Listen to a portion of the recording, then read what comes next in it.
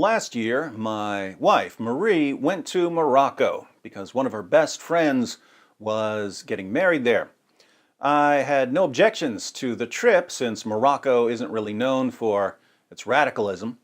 Marie was wondering what she should wear. I said, "You wear whatever the locals tell you will keep you from getting raped." She ended up wearing a kind of scarf and a hat. Well, no more trips to Morocco because the jihadis of Morocco like to chop women's heads off. Every time you think these jihadis can't possibly get any lower in their efforts to earn their virgins from that cosmic sex trafficker they worship, they start chopping off the heads of female college students on a camping trip.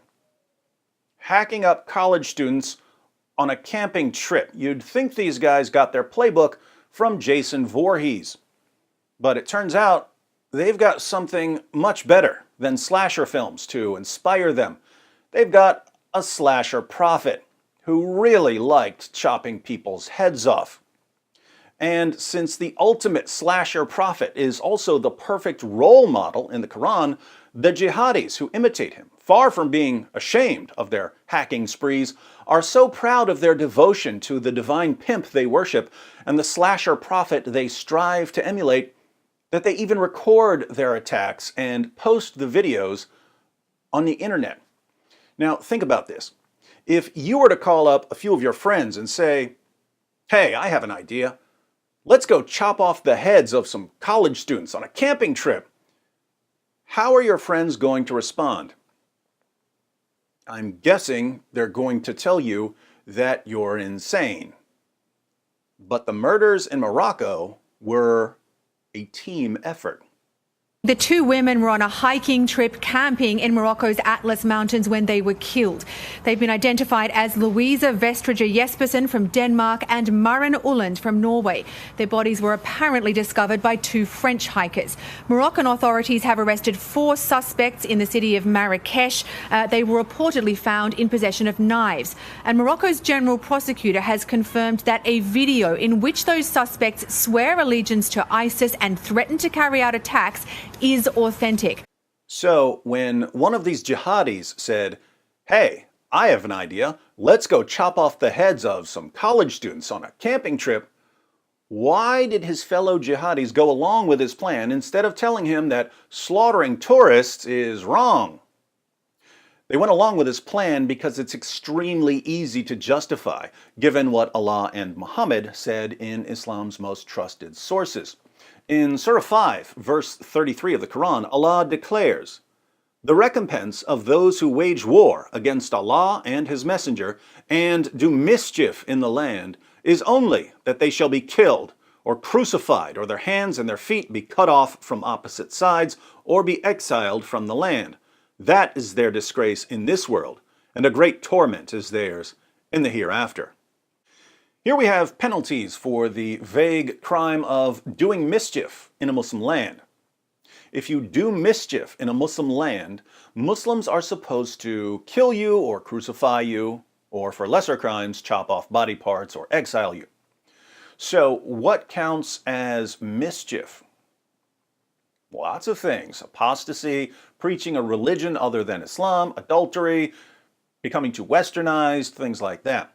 If you violate Sharia, you're making mischief. By opposing Sharia, you've declared war on Allah, and you have to pay.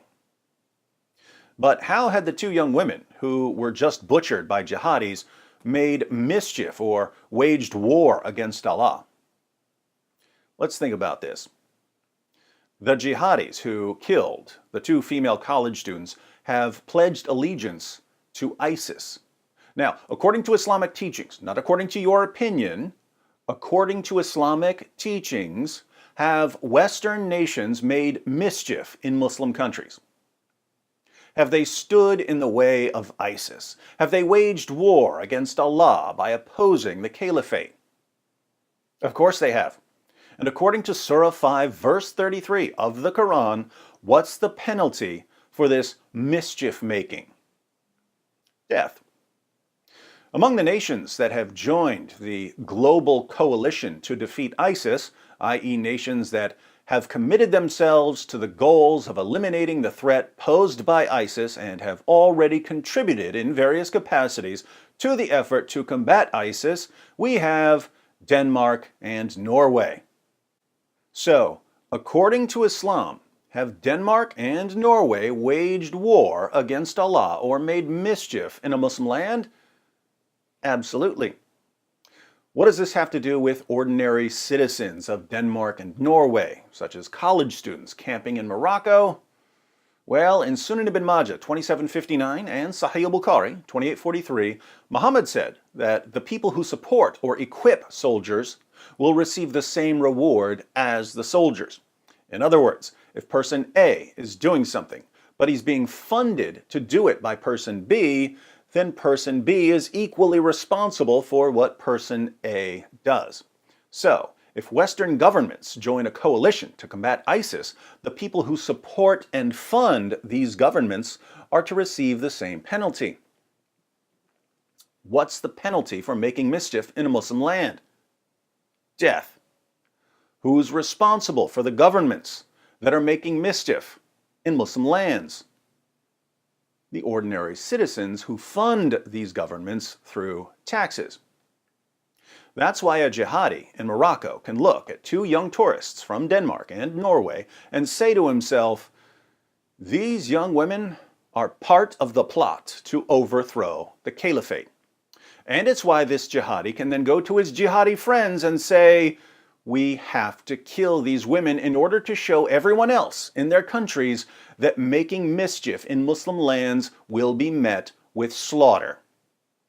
It's also why these jihadis can be proud of their work and post the videos on social media, the way a proud parent posts her son's report card on a refrigerator. Are we understanding Islam yet? Or do I need to keep going? Let me know in the comments section.